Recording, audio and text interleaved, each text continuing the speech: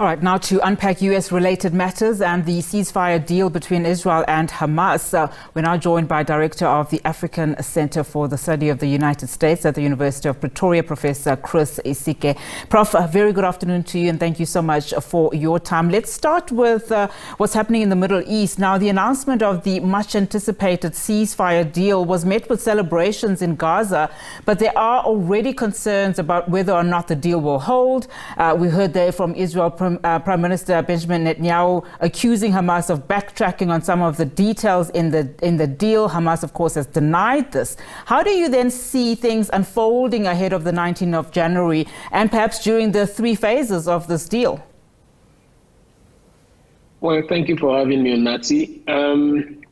Look, yesterday when I heard the news, the first thing that came to mind when I saw the people of Palestine, celebrating in Khan Yunis, was to ask myself if their celebrations are not a bit premature, given that this was, like President Biden himself said when he was making the announcement about the deal, this was the same deal he presented in May, but was rejected by Israel.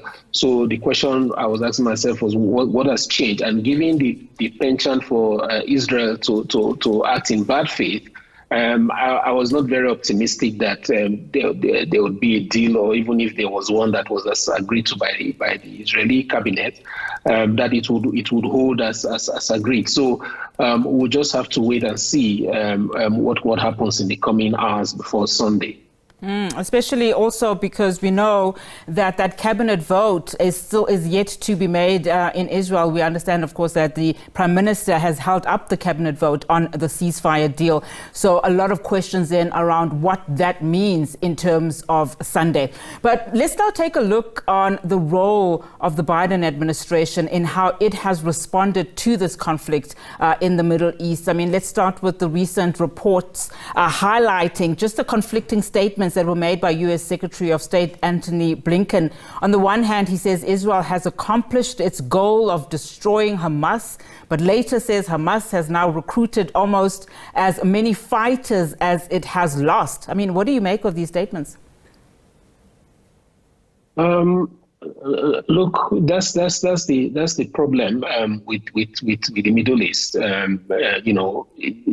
It's here and there, always inconsistent, and the Gaza crisis is one of the blights of President Biden's administration.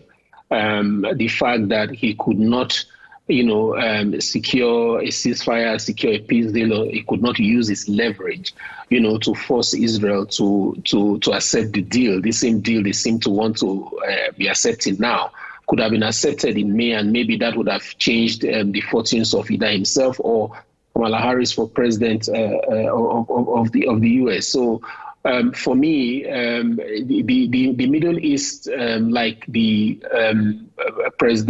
Secretary of State Antony Blinken said, the Palestinians are not going anywhere. They are there to stay. The Israelis are also not going anywhere. They are there to stay. So at some point, there has to be some growing up to do on the part of both parties, to recognize this fact and begin to come out with plausible policies that will enable coexistence and that the world would gravely support. So the point I'm trying to make here is that, yes, you may kill the top leadership of Hamas, but it's not really just Hamas that is at stake here.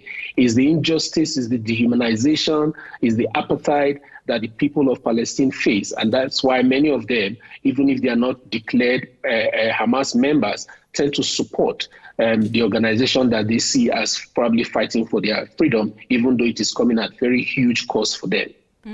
We're just obviously reporting on, Biden's farewell speech. He's hailed his administration's accomplishments, during his term, making way, of course, for President-elect Donald Trump. How would you define Biden's role in this particular conflict as he leaves office, and how much of his decisions will impact on his presidential legacy?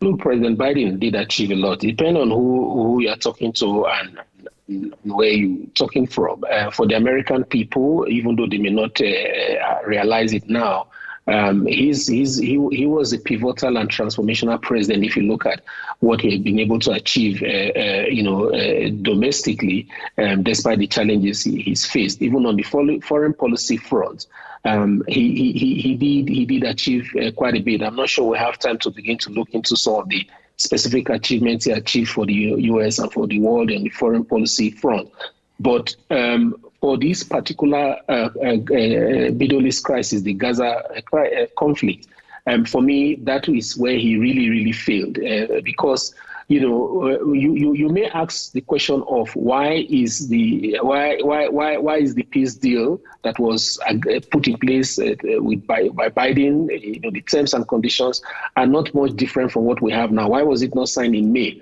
Could it be that the difference is that you have a Trump who says, "Look, I don't care what you guys do. I just want a peace deal," and is able to look at Netanyahu in the eye and say, "America will not continue to support a war in the Middle East endlessly unless you start listening to us and you start understanding that we're the ones paying for your war."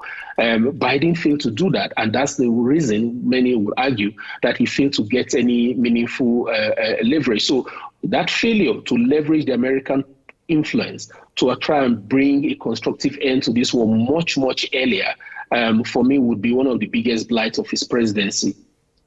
All right, thank you so much, Prof. Really do appreciate it. Unfortunately, we didn't have enough time to get into the specifications, especially from a domestic front in as far as Biden's administration is concerned. But thank you so much for your time.